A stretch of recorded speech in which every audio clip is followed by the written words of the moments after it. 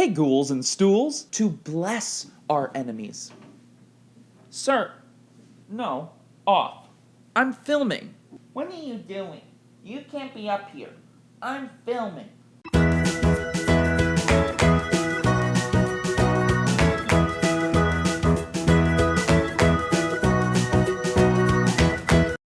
Hey everybody, my name is John and welcome to ADITW, a day in the Word, the internet's favorite Bible study. Today we are in 1 Peter chapter 3. And I hope y'all are ready for a truth smackdown, cause this chapter is straight fire. So I know all of you have been good little boys and girls and read ahead and have plenty of questions on 1 Peter chapter 3 verses 1 through 7. What do you mean women are the weaker vessel? Is the Bible really that sexist? I want you all to know that I am not going to tackle this section in our show today. Not because I'm avoiding it, but because I don't think it fits very well with the theme that we're going through in this book. However, I do promise that in a couple weeks, I will dedicate a portion of my Q&A to hopefully clearing up this passage a little bit for you all. Now that that's out of the way, let's read 1 Peter chapter 3, verses 8 through 17.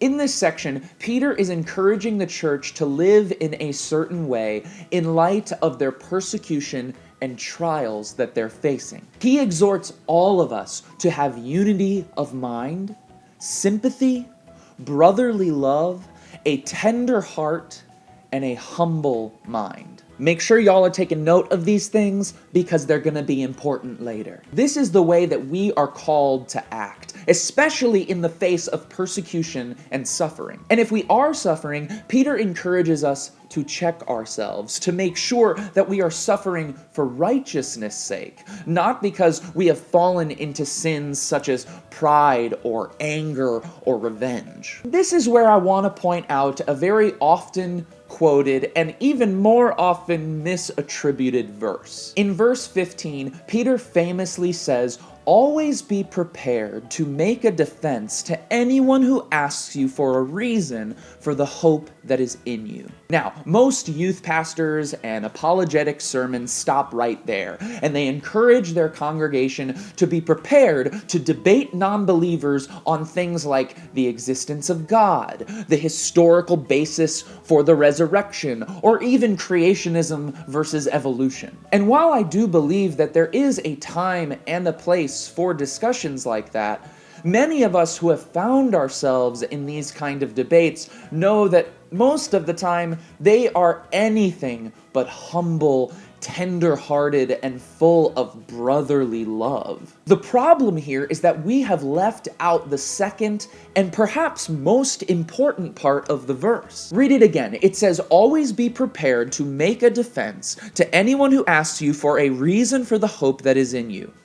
Yet do it with gentleness and respect, having a good conscience." So we see that while we are permitted and even encouraged to present a strong defense and case for our faith, we also see that it must never come at the expense of gentleness, respect, and love. In fact, there is little mention of evangelism or conversion in this passage at all. The more that I study this passage of Scripture, the more that I begin to see that this is a verse more about sharing that your faith is genuine, rather than proving to someone that you have all the answers. As we enter into conversations this week, and even debates with people who don't believe the same thing we do, let us do so with humility and love. And even when we feel attacked, may we remember that Jesus actually calls us to bless those who persecute us and to pray for our enemies, not to get angry and scream Bible verses at them. And so I wonder if perhaps the greatest danger we face when persecuted is not losing our faith or running from God.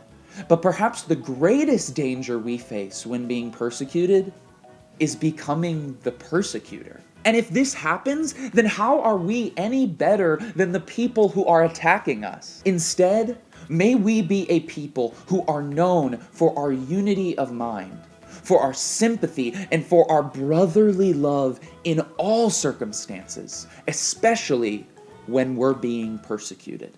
Hello, my friends. Thank you so much for watching another episode of ADITW. I can't believe we're already halfway through this book of 1 Peter. I hope you are enjoying it. If you are, please comment down below and let me know your thoughts on it. I'm really loving diving into this book. I think it's really relevant in my life right now, and I hope it's relevant in yours as well. Before you go, I want to remind you of my Patreon page. Just last week, I uploaded my very first spoken word video that was produced really by the patrons on Patreon. It was through the money that you all donated and gave to this channel that I was able to hire a professional cinematographer in order to film that video, What If, and I hope you all really noticed a difference in the quality of that spoken word. These are the types of videos that I really want to continue making on this channel, and that is going to be made possible with your help. So if you want to go down below in the description and check out the Patreon link and become a patron, it's only $1 or $3 or $5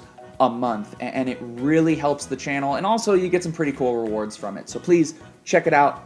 That's all I have for you. I hope you all have a great week. I'll see you around on Monday. Keep being awesome.